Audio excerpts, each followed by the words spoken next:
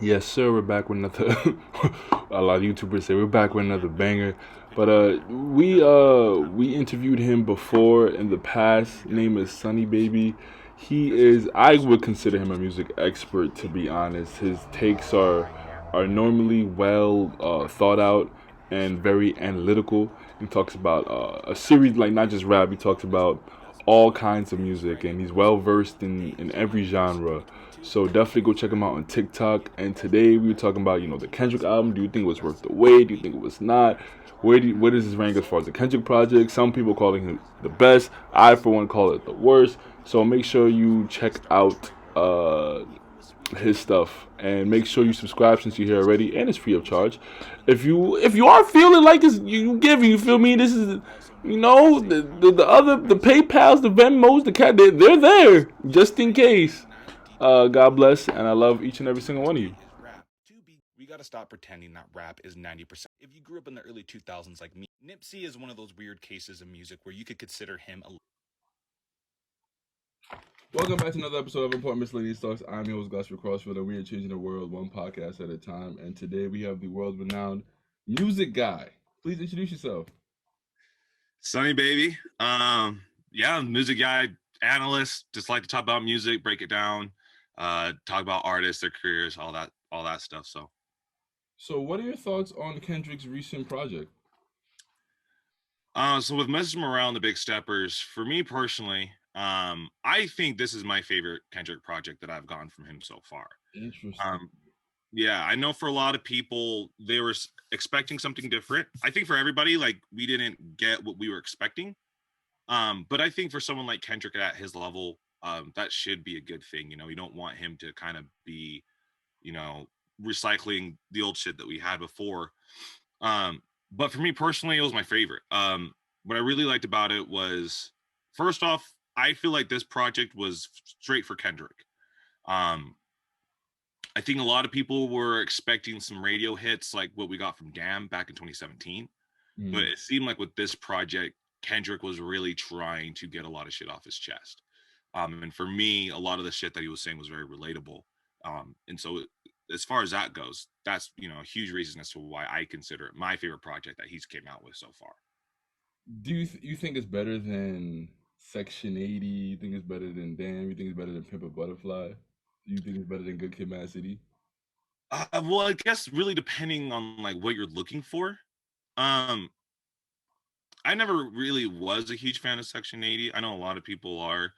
Um, but Good Kid, Mad City. When I think about that, that brings back good memories when I was when I was younger and stuff like that. And Good Kid, Mad City was really really good. I really like that one. But for me personally, yeah, I guess being just where I'm at right now in my life. Mhm. Um, because the thing about this project, it sounds more like a spoken word piece than it does like an actual. You know what I mean? He's spitting, but he's not really trying to give you kind of some like musical composition in the sense that he's just trying to be musical. It really sounds like his primary focus is to be poetic.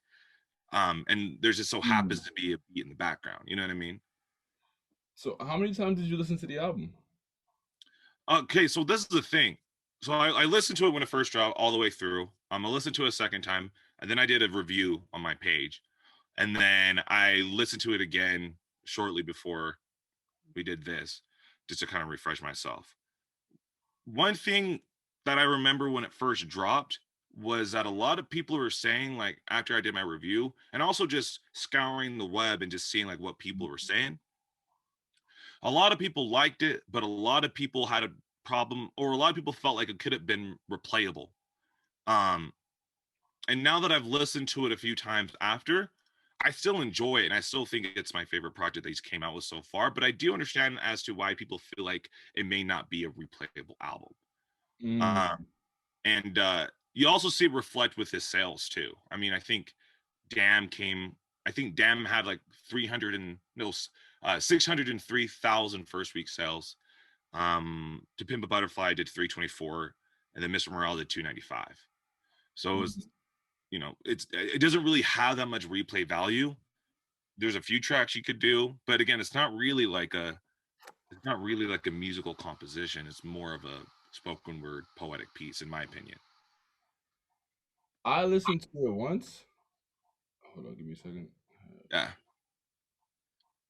And I think it's an album that has to grow on you. Uh-huh. I think just listening to it once, and I think he's the kind of artist who you have to have the headphones in. You kind of have to like block out 2 hours out of your time. Like you have to Yeah. be dedicated and focused to his project. Yeah. And I always say I'm a music casual, but I know more than the average music casual. And I'm probably likely his most when it comes to music. I'm not most people like you and like other people who really like dive it. That's not most people. So Yeah. I make up the vast majority of how people are gonna approach and think about Yeah. the project. And I listened to most projects one time, and I thought it was okay. I thought it was. I didn't think it was gonna be. I don't think it's his best work. I would argue that it is his worst project that he put out so far. But even Kendrick's worst is still another rapper's Oh peak. yeah. Yeah. so Yeah. so really take that statement with a grain of salt. I thought, when you wait so long, the level of expectation rises to an insurmountable. So, Yeah. and like you said, it wasn't what we expected. So Yeah. when it's not something that you expect, you expected to like blow your socks off first listen, and it didn't give me that. Yeah. So there's a level of disappointment. Yeah. So were you expecting like something more from like Damn or To Pimp a Butterfly or you know because It, it feels like he took a step back with this. So like is that the reason why you didn't like it or it's hard to say because I think what made Kendrick so good is that he kind of he shows a versatility throughout the album. I think his storytelling ability throughout this project was astronomical, even just from song to song. yeah. Just the transition from song to song was told the story in itself too that I really enjoyed. But I think one of the things that made Kendrick so good is that like he showed his versatility throughout the album, where he would kind of give you like a hints of a radio hit, give you storytelling, give you lyricism. Yeah. I think I was looking for more of a combination rather than just an entire book on an Yeah, album. yeah, yeah. Okay, no, that makes sense. That's a really good perspective that I never really took into consideration. And now that you say that, this project definitely does feel more like a novel, Right. right? Like there's not like there's no room for radio hits. Like I mean, that one joint that he has with Kodak, um, that one is probably one of the closest ones. Silent Hill, yeah. Yeah. Or maybe I think maybe N95 might be a close one for a radio hit, but yeah, no, that definitely makes sense. It's when you listen to a Kendrick album, you're going through different areas, you're going through different types of, you know, forms and dimensions and stuff like that. This one he kind of wanted just to keep you right there where he's at. But again, I think a huge thing that we also need to take in consideration is there's also a lot of people are saying this too right now with Post Malone's album that just recently came out this past Friday. I didn't know. I gotta listen to that. Yeah, I haven't listened to it yet, but from what I've heard, um, a lot of people are saying this album was for him, um, and that's the same thing that they were saying for Kendrick. That and I feel the same way about Kendrick's album too. I feel like when you get to a certain level of success, when you get to a certain number of sales, when you get to just a certain level, I mean, right? Like Kendrick's and Post Malone's, like those are extremely, extremely, extremely rare occasions where a musical artist can reach those levels. And like Kendrick and like Post Malone, they are consistent with their drops. Every time they drop a project, it's critically and commercially well received. And I think for them, when you get to a certain point, people have so many expectations of you. I think when you get to a certain point, things kind of get dull and things kind of get void. It's kind of hard for you to be inspired from different areas like how it was before. mm, So you may get to a point when you're at that level that everything is just kind of building on top. The only thing that you feel like you can really do is make a project for yourself, which would be contrarian, being that you would expect that they would make a project for the people. But being that they have been doing that continuously with their previous projects, I feel like, again, artists at that level feel like it's appropriate. Now's the time for me to make a project for myself, what I would want to make, what I would want to do. So I think with what you were saying with Kendrick's project kind of being like one dimensional in that space, I think that's just something that he wanted to do. Mm. And that's just something that he wanted to get off his chest. I mean, the dude was talking about family. He was talking about his daddy issues. He was talking about his relationships with women, sex addiction. Um, Smashing a white girl. yeah, white girls. Yeah, smashing white girls, especially when he was coming up, cheating on his fiance. And he wasn't paying any of these things as a way to kind of bolster himself or kind of brag about himself. He was critiquing himself, but not only that, he was critiquing himself in a pretty almost detrimental way. He in a lot of ways knows and is aware that we as fans and we as a hip hop community have kind of like this painted image of him, of this really morally righteous, sophisticated, top tier guy.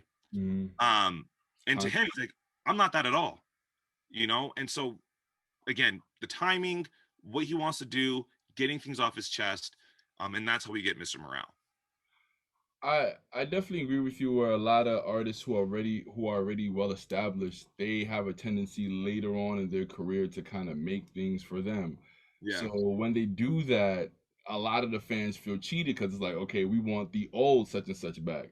For instance, maybe the likes of an Eminem, a Kanye, who some of their earlier projects the fans appreciated a lot more, and they said like, I like the old. Literally, Kanye said, I like the old Kanye.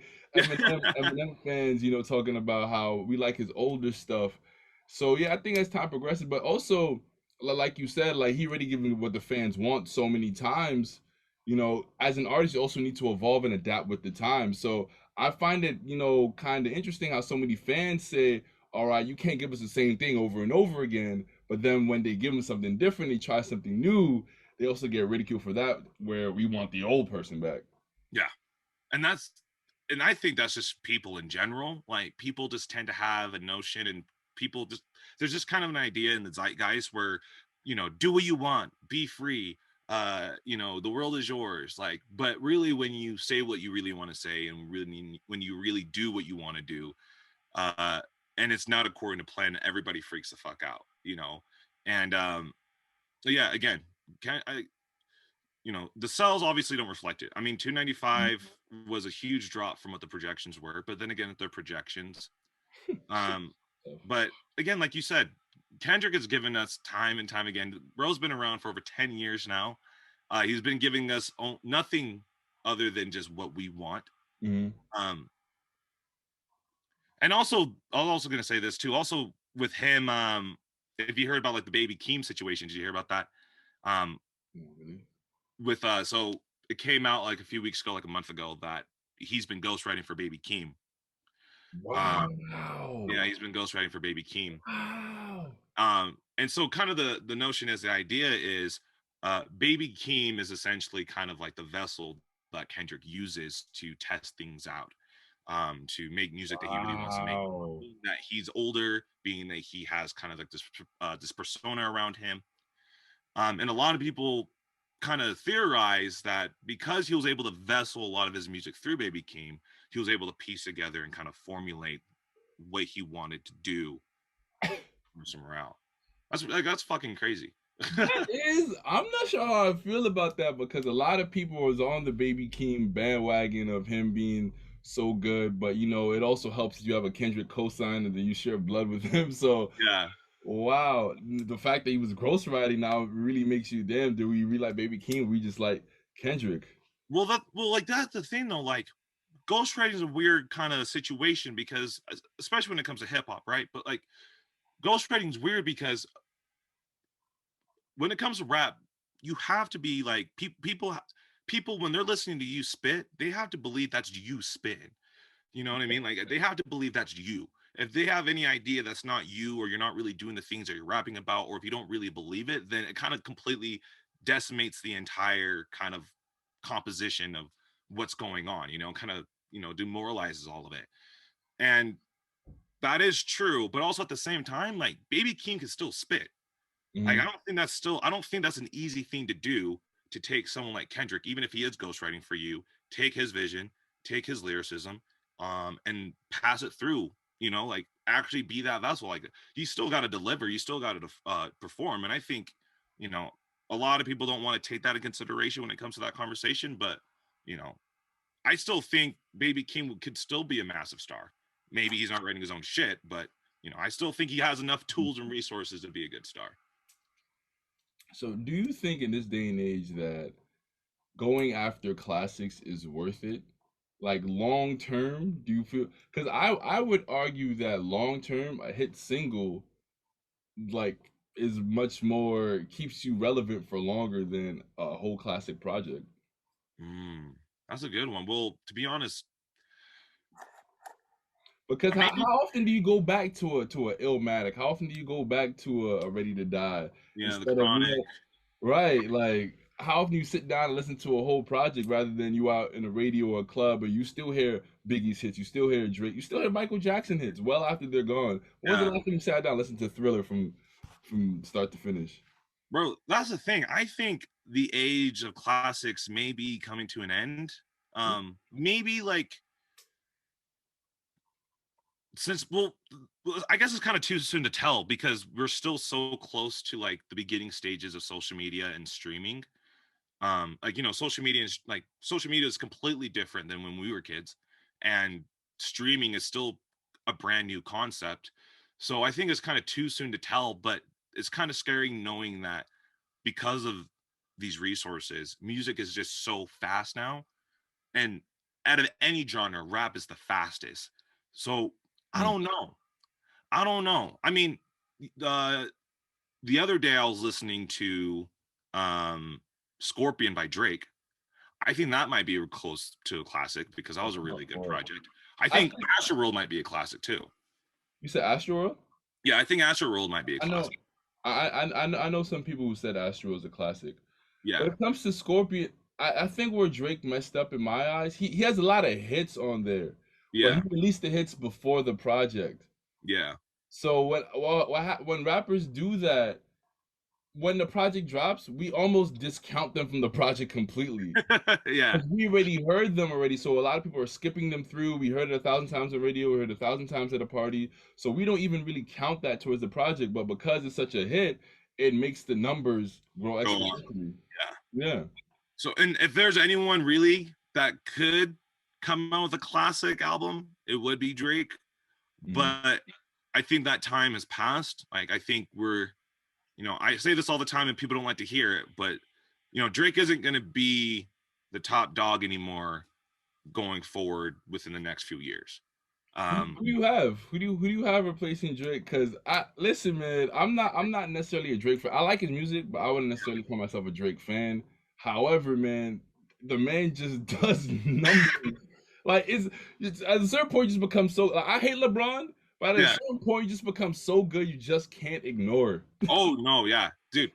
That guy, I was thinking about that this morning too. Like, his numbers are incomprehensible. Like, the way to do shit. Like, okay, so CLB, bro, is probably considered his worst project, right? Like, mixed reviews wherever.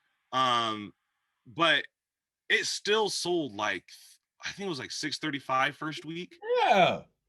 and that's just Drake just being Drake. Like, I It was remember like a couple. marketed. It was promoted very well, though. I will Oh, admit. very And well. I think him and Kanye were low key in cahoots too, because how they made up right after the albums Oh dropped yeah. was kind of weird, but Oh it yeah. was promoted and marketed very well. You saw the shit that Kanye was doing though for Donda, right?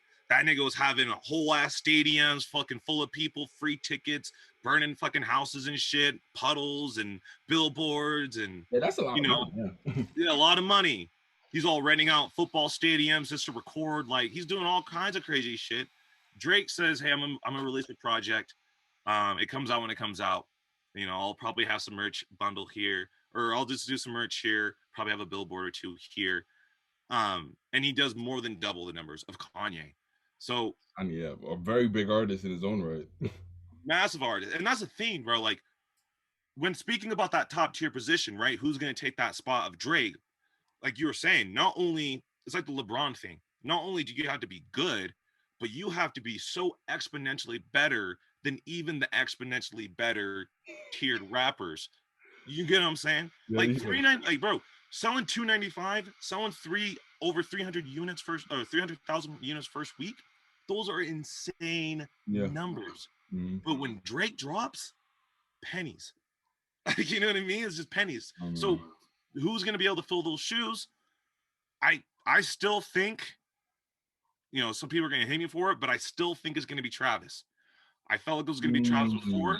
I still feel like it's gonna be Travis now. The interesting. machine, the labels, the executives, they invested way too much into Travis. He got the McDonald's going on. He had all that Fortnite going on. He's very promotional. A lot of companies like working with him. If it wasn't for Astroworld 2021, Utopia would have dropped by now. But now things are starting to get back on track. One of his first performances was just over at the Billboard Awards. How are you gonna get canceled for having a show that killed 8 people, including children, and then one of your first public appearances is performing at the Billboard Awards? Like, obviously, they know they have a lot riding on him. So I think Travis is probably going to be the next one up to take that position. I can see that. I think that the Astro thing did set him back a little bit. I think that if he drops some more consistency, because you know Travis got some hits too, man. He got Yeah, some hits. What about Lil Baby? that's a good one. See, That was the first person I thought of. and a lot of people say that too. Like, a lot of people say that too. Like, I've made videos about, you know, who I think is going to be the next one, and is always really a tie between Baby and Travis. And the Baby is such a weird kind of enigma, really. Like, he came up so fast, so soon, and usually when rappers do that, they kind of peak really, really There's a high, lot, really, yeah. and then they just drop. But Baby just keeps bigger, bigger, bigger, bigger, bigger, bigger. Um, and right now he's starting to trend well in other regions where before he wasn't. Like, for example, if he went on tour, he's only going tour either in the West Coast, in the East, Southeast, West Coast, and he's not really going towards the mid. Um, I know that because when he went on his tour, my city was on the list, and then he took it off because he realized he couldn't sell enough tickets here. But now, he's starting to trend well outside of those areas. He's becoming marketable.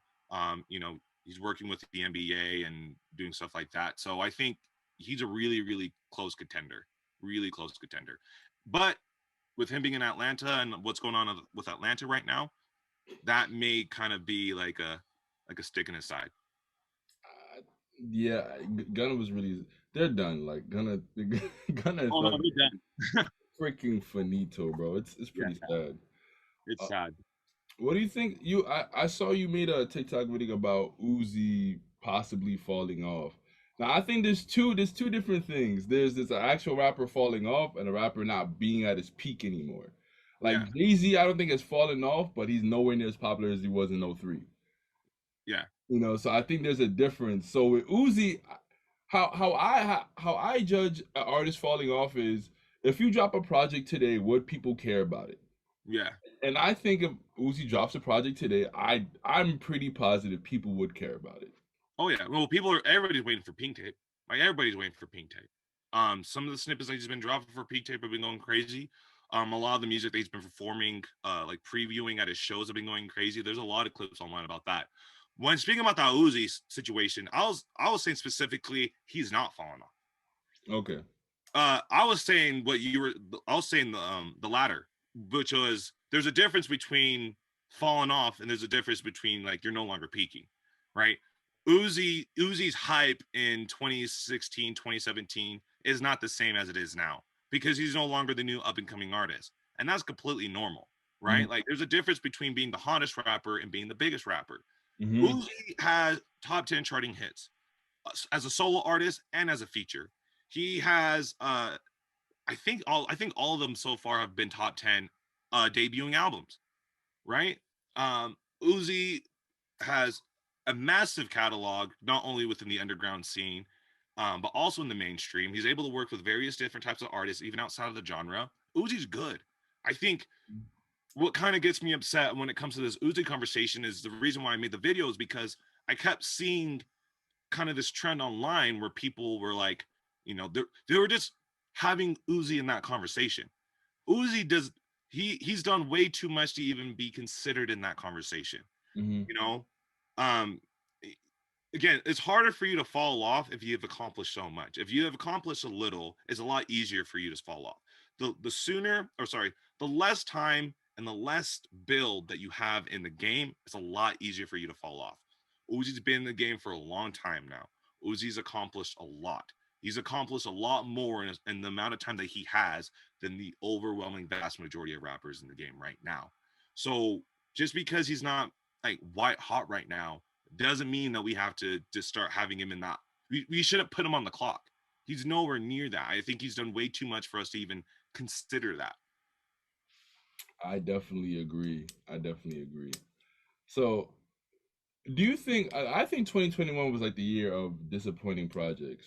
I Yeah. think that CLB did not reach its potential. I think Donda, the same. Roddy Ricch. I was really waiting for Roddy Ricch to drop, and I was disappointed.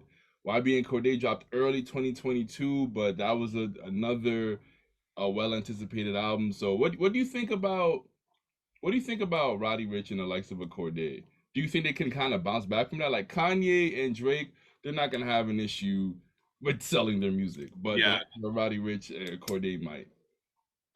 Roddy, yeah. I think Roddy has enough mainstream appeal that I think he'll be able to bounce back. I'm not the biggest Roddy Ricch fan. To me personally, I think he's just kind of boring. I like him, but I was disappointed. Yeah, it's disappointed, and he got a lot of heat for that project too. He got a lot of heat for that project. But but like Roddy's really good with people also outside of rap. Like what I'm trying to say is like being where like I live and like stuff like that. Like a lot of people don't really consider rap and hip hop as their primary genre that they listen to, but when they do listen to rap, they are listening to Roddy. So that's good. If they have no idea who Cordae is. So, Mm. Which I find he's an interesting person. You might have to make a video on him because yeah. he might be the only artist in history with a classic with no hits. Yeah. It's so interesting, man. It's Yeah. so interesting. And I see some videos about him calling him corny. I see some videos about him how he might be an industry plant. Yeah. He has like so much. He's beginning like so many cosigns from people in the industry that they try to Yeah. push him almost too hard. And so, what do you think his issue is with his career taking off? Well, one, I think he was really lucky. I think Cordae's talented. I think he's a good artist, but there are aspects about his career that are just kind of like luck, right? So, all right, well, if you YBN, Jay, Namir, and Cordae, like these aren't childhood friends, right? Like these guys didn't grow up together. They're not like buddy buddy or anything like that. Um, Met off of GTA online, and I think that's where they met Cordae. Or Cordae came. I don't know. I don't think he came in that way, but either way, he was able to be part of a group that blew up around that time because Namir blew up first, then Jay blew up, and then Cordae was, or sorry, Namir blew up first, and then Jay, and then Cordae kind of came around out of nowhere, and because his style was different, and people kind of felt like it was a lot more sustainable, people kind of considered him the more better rapper. Then there's also the fact that he drops his debut project and is Grammy nominated, which never fucking happens, right? Yeah, So yeah. debut projects may, they may get like big numbers, they may have hits on them, but it's not it's not every day, you know. Yeah, Like, it's very rare. it's very rare. So okay, he's very young. And He's very, a lot of people felt like he should have won too at that. and it's a good project. It's a good Yeah, yeah. project. So he's very young. He's really like he's very young, all that jazz. And then he gets Grammy nominated, which is huge, right? So he's essentially kind of considered like a B plus tier rapper who's ready to transition over into the mainstream. He's already Grammy nominated. Okay, well that looks really good on your resume. Then he's dating what's her name? Yeah, the tennis star. Yeah. Yeah, that tennis star. I know her. It starts with an N, and her last name starts with an O. I forgot what her name, like Osaka or something like that. Yeah. And she's really good. And people kind of paint them as like this, the like the Jay-Z, Beyonce power couple, Yeah. but for like the younger generation. You know what I'm saying? Like, if you don't want to be talking about, Zans and all this other crazy shit that a lot of young people, you can look at them as like the good, wholesome, kind of like open-minded, conscious, black empowerment kind of couple. You know what I mean? So that's really good for promo. But kind of like Jack Harlow, you kind of realize, well, they can come out with a hit or two, but when it comes to building a good, solid, like a good body of work, solid one, um, it may pass at the lower levels, like while they're coming up, but when they get to a certain level of expectations in the mainstream, again, that like the talent level is just so high, the competition is just so fierce. Okay, the shit that you were doing before, okay, that worked when you were coming up, but now we need something different. And I don't know if Cordae, as of right now, has the tools and resources to do that. Again, he came up really, really fast. He had a lot of luck kind of coming up. A lot of things just happened the way that they did, and they kind of boosted his persona, his clout, and that kind of bred certain expectations that he needed to meet when he dropped his project that he just didn't. And I think this one sold like 27, 26 first K or first week. And then his debut did like 25. So he's not really moving the needle right now. Yeah, I'm not sure how much mainstream appeal he had, and that sucks because when you don't talk about the Zans and the drugs, you might not have that same mainstream appeal. We don't, especially him being young. We don't want to hear all the conscious do right stuff. We want to. He doesn't. We want to hear something that we're gonna hear at a party. Unfortunately. Oh yeah, hip hop and rap is a party genre. Like, people forget that. Like, literally, even the actual conception of the genre was made at parties. Like, it's supposed to be a social, genre to listen to. So the conscious it's cool. Like, I like it, but it's something that you listen to when you're by yourself, or if You you're gotta doing. be in the mood for it. Yeah, you gotta be in the mood for it. And again, I mean, Cordae is good. He's talented. I think if he gets enough of the right people around him, maybe some songwriters around him, maybe some producers outside of his circle that he's not really used to working with, how we can push the boundaries a little bit more. But as far as Roddy goes, I think Roddy's going to be straight. Again, Roddy, I think he's kind of a little bit He got some hits. Yeah, he's a little solidified in his position right now. And again, he has a lot of mainstream market appeal. And he's talented enough too. So I think he's going to be good. Cordae could do it, but he has to do a lot more work than Roddy. Wow. Yeah. So how much do you use record sales as a valid argument as to who's the top of the throne? Because a lot of people, Drake, clearly, I think he's almost in a league by himself when it comes to record sales. But then some people may not consider him the best in the game. So how much do you use that as a measuring tool? Well, okay, rephrase, like, let me ask you again, like, but like in a rephrase, like, as in, like, who is like the best rapper, like the most talented, or like, do you just mean like The best rapper, and do we mean that from like kind of like a musical sense, I guess, or just overall, if that makes sense? Overall, I consider it a massive one. Look, the numbers that we see are never real. Those are never. There's streaming farms. There's a lot of backstage politics. I heard streaming farms are a big freaking thing, man.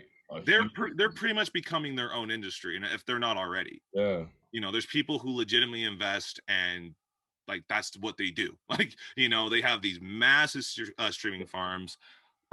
Good money too. Good money, and labels and all of them, and like they really invest into a lot of that shit. So if it's not already an industry, it will be soon. Also a lot of backstage politics, favors, deals, blah blah blah blah blah. But at the end of the day, everybody does that, right? So like Drake does that too, but so does Kendrick, so does Kid Cudi, so did well, I guess Wayne doesn't really count as a streaming artist, but so does Dirk, right? Like, or at least their teams do, right? So with being that this is a playing field and everyone's doing it, because at the end of the day, this is a business and numbers really do matter. Like, yeah, like I consider it a massive factor. Now, as far as like when it comes to like the quality of work that they're producing, I mean, that really at the end of the day is subjective, because music is just subjective in its nature. What I may like is completely different than what you may like, you know, or we may have some similarities on some of the artists or some of the music that we listen to. But overall, music itself is so subjective. You can't really measure what's good music, what's bad music. You know, some people could listen to something like Hanada Trash and love the noise music. Someone can listen to Bob Dylan and love that. So you can't really measure it, but Mm. but what you can measure is numbers. And even though the numbers that we see aren't really real, at the end of the day, if you consider the fact that it is relative to the entire industry, okay, well, if he's doing everything that everybody else is doing, but he's still getting these numbers, okay, well, then that does speak volumes of something, you know? So I consider it a massive, massive, massive factor, maybe a primary factor in some cases, because again, at the end of the day, artists want numbers, labels want numbers, executives want numbers. Fans are going to take you a lot more seriously if you have numbers. A huge factor if you're falling off is if you don't have numbers. Numbers, numbers, numbers. This is entertainment. How many asses can you put in seats? How many tickets can you sell? How many ratings can you get? You know, if I'm an executive, if I'm if I'm an A&R, if I'm a manager, if I'm working in the industry from a financial point of view, from an investment point of view, I see artists as investments. You know, artists in a lot of ways could be considered like stocks. You know, hey, it's not cheap to be an artist. It's not cheap to be a musician. So somebody has to invest in you, and they want that return back. And the way that they do that is by the reflection of sales. So sales is a massive factor. A lot of people may not like that, but it's true. It's a massive factor. Definitely.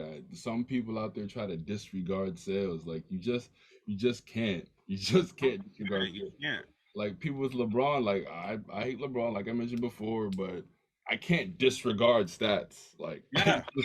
I can't. It is a big factor. It's not the only factor, but it is a big factor. Massive factor. And again, that's the closest thing that we're going to get to a measurement of actual production and actual success and progression, right? Like when we were talking about Cordae, we know that Cordae is not progressing the way that he needs to be, or at least at the rate that he needs to be, because his debut sold around 25 first week, and now his sophomore sold around 26, 27 first week. When looking at someone like Jack Harlow, okay, Jack Harlow had probably one of the worst projects of the entire year. You think it was that bad? Well, yeah, everyone. I think people. I mean, we were like getting to like halfway through the year, so we have some time left. But I think people will probably consider his project the worst drop that we've had Wow. so far. Like that, probably the year, unless something worse comes out, right? Like a worse expectation. But this is the thing, though. His debut dropped like 55 first week. His sophomore, the one that he just dropped this year, I think it was like 125 first week. Yeah, I think what helped Jack out a lot is his personality. His personality has a lot of mainstream appeal. Cordae, not so much. No, I think yeah, that that's the big difference. And Jack, you see him more, and you see him collaborating with other big mainstream personalities like the likes of a Drewski, yeah. the likes of a Drake. They like him and they speak to him and the Bros person. at the basketball games. Yeah, like you see, he's entrenched in the culture, man. Well, I think that's kind of also the reason as to why I think he gets a lot of hate that he does, is because he's the white boy in rap. Oh, of course. I mean that's always gonna be there. That's he's from Yeah, Kentucky. That's always gonna be there. But I think he'll be able to. I think he'll be able to bounce back. I think he'll be able to bounce back. And he's made some good music, but we have to see a level of evolution as well. that's what I'm saying, right? So when we were talking about the Cordae situation, he's like Jack in the sense that, okay, what you guys were doing when you were coming up, that works, right? A lot of people consider not the project, not his debut project, not his first studio album, but the one before that, when he looks like a kid. I forgot what the name of it was, but that would be his fifth album technically. But that quality of work sounds kind of just what we have now, but people consider that project a lot better. But that's also because they're also taking consideration, whether they realize or not, he was a lot younger then, he was still coming up, It was he didn't new. have as many resources to make better music, so that was acceptable for where he was at currently in his career. Now that Jack is fucking going to the Kentucky Derby with Drake, and that nigga's, you know, flying all around the world and working with the best engineers and the best producers and everything like that. The expectations for his projects were a lot higher. But again, he still had a number one out of it. He debuted at number two. Like that's still that bro. That is not an L. I mean, it depends on how you look at it from a sales point of view, like numbers. He's Yeah, likable, so he has that going for him. But I think what they're gonna be a much harsher on his third project. They're gonna be yeah. much harsher because they're gonna be ready for it to fail now. Yeah. Well, he also definitely needs to find a way to just get back in the good graces of people, because now the conversation about Jack Harlow is, oh, well, the only reason why he's so popular is like what you said, oh, his personality, you know, Because he's white. he's white, women like him, like he's attractive, blah, blah, blah, blah, blah. It's not really necessarily the music, but they weren't saying that a few months ago. They're only saying that because he dropped and he made trash. So he has to find a way to kind of disvolve that conversation about him. It's no matter who you are, it's almost as if the haters are ready, because as soon as it dropped, it's like, well, Jack Harlow was never that good at rapping to begin with. Yep, exactly. It's a smooth white boy that y'all gravitated to. Exactly. And I called it too. I knew that was going to happen. I made a video about it back in March. I knew it was coming to happen because I'll see in bits and pieces of it, and it usually starts like that, and then it starts to snowball into something bigger. And then come his drop, boom, everything exploded. So, you know, hopefully he can come back, but we gotta wait and see. That's the thing about a lot of artists. Some can just make it, and some can't. Kodak is one of them. You know, Kodak was going through a lot. Then, you know, people thought he was falling off, or that he already fell off, and then he came back, and now he's featuring on Kendrick's album and shit. So we got to see. Yeah, definitely. So sometimes that gap can really hurt you. Like, you know, I think it hurt Cordae that, you know, waiting so long to drop. Roddy can hurt him to a certain degree, waiting so long. With rap, it's tough to stay relevant because you need to be so damn consistent. So consistent. Yeah. So damn consistent. It's funny that you say that, because like the more that, like, you know, I do like my TikToks and stuff like that, is I really realize, like, I don't really think it would be that fun being a rapper. No, I don't really think, you know, like, okay, like, you know, like when like I do the research on them and I kind of like get a better idea of like how things are operated. Also when, like, you know, when people contact me and stuff like that, and I kind of get an idea of like kind of like behind the scenes of how things really do happen. It's like, dude, this does not really seem like that, you know, there's a reason why these niggas are smoking as heavy as they are. There's a reason why they're doing what they're doing a lot, you know. Like it's kind of like, it's stressful, bro. Like, you know, hey, if you don't want to work a 9 to 5 because you don't want to be on a schedule, then I don't think being a rapper is going to be for you, because you're on a schedule literally 24/7, and you're not going to get any sleep, and you're always going to have that constant pressure of always being that person who has to deliver. You know, I remember 2 Chainz saying that he always feels really stressed out after he has a hit. He's like, the times where I'm not having fun, the times where I'm the most stressed out, the times where I'm not enjoying myself in my career is when I get a hit, because he knows that he needs to deliver after that, you know? So, you know, is it stressful? It's stressful. I don't know. Yeah, if I was to get into music, me and my friend joke about this all the time. I'll get into like some country or pop. You never see them in no beef. You never see them as stressed, man. They can take some time off. Like, there's some country music stars who are still relevant in their 70s. Oh yeah. Never been in no beef. Or at least no life-threatening beef anyway. These rappers dying before the year 25, man. I definitely get into one of those genres, man. Definitely, bro. Being a rapper, and that's the thing too. Being a rapper, like it's not only that you're just making music, like you're also being a member of an actual like close-knit community, if that makes sense. Or not even close to community, but you're being a member of just a certain type of community of people. But being part of that community also entails certain expectations that you have to abide by that don't even have to consider music at all, right? Like, if you're gonna be a rapper, a lot of the times you got to move heavy, like that's just the nature of the genre. It doesn't really kind of, you know, some rappers don't have to do that because they just kind of position themselves that way. But a lot of rappers, they still kind of have, people around them that move heavy, or they, they're in communications, or they have connections with people that move heavy when they go to different cities. Like a country artist would never have to do that. Like Never. if Willie Nelson went to like Montana or something, like he wouldn't have to tap in, like he wouldn't have to check in. Yeah, you don't gotta check in. Yeah, he wouldn't have to check in. You know what I'm saying? Like he would just fucking go to Montana. But rap, you got to check in. You know what I'm saying? You got to make sure you're with the right people before you can go to this club, or before you can go to this area, or before you got to do this. It's stressful, dog. That's stressful. You know what I mean? Like, so being a rapper itself is like it's an actual, I don't even know how to say it, like job. No, not job, but like it's an actual like individual living. Yeah, definitely.